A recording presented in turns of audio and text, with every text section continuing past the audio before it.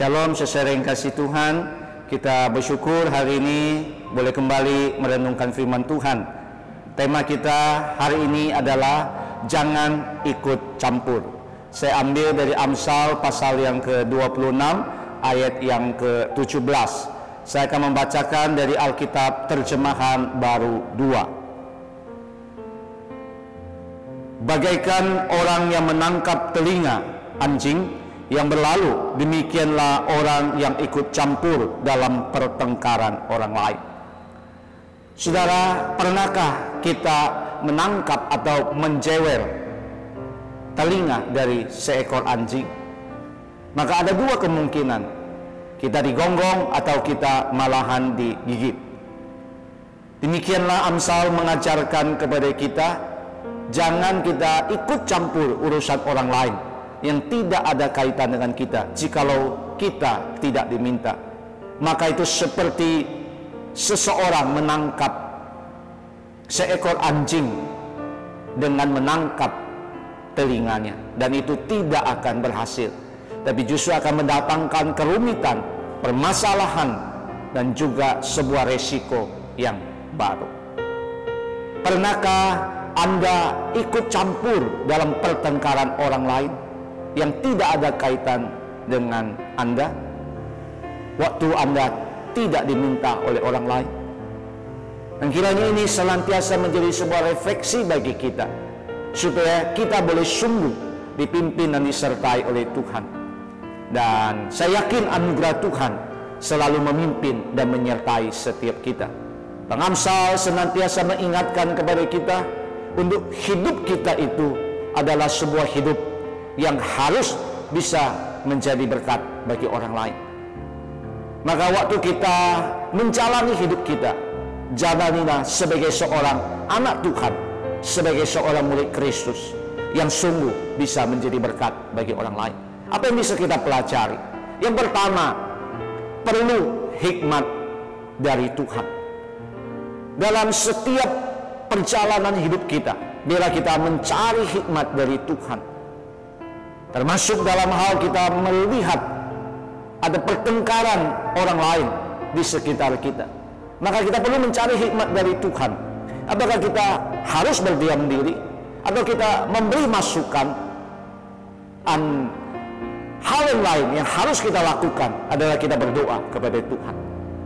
Jikalau kita yakin kita tidak bisa memberikan sebuah solusi yang memberikan jalan keluar, lebih baik kita berdiam diri.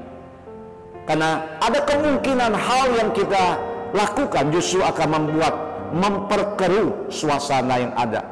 Kita harus pastikan bahwa kita butuh hikmat dari Tuhan untuk kita memberikan pertolongan bagi orang lain di dalam sebuah pertengkaran yang sedang terjadi. Pelajaran yang kedua, harus bisa menjadi berkat.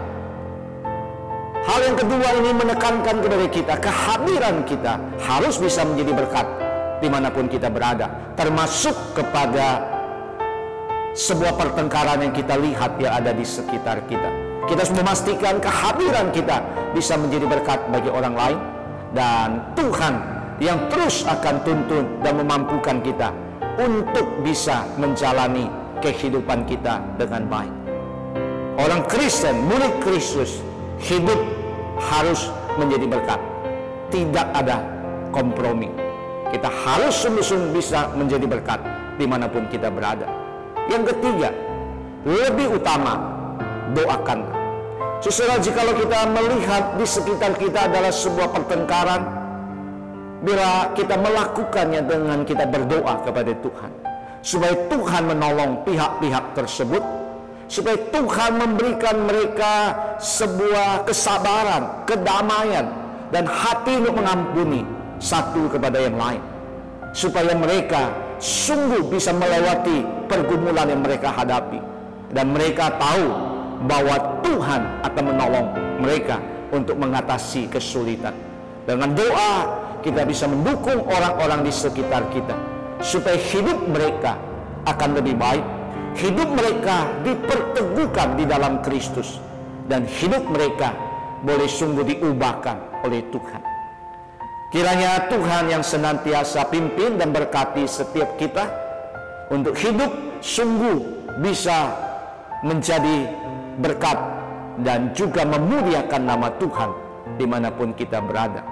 Bila Amsal hari ini mengajarkan kepada kita supaya kita tidak ikut campur sembarangan dengan hal-hal yang tidak perlu kita ada di dalam. Dan biarlah kita boleh melakukan apa yang bisa kita kerjakan di dalam hidup kita untuk kemuliaan nama Tuhan.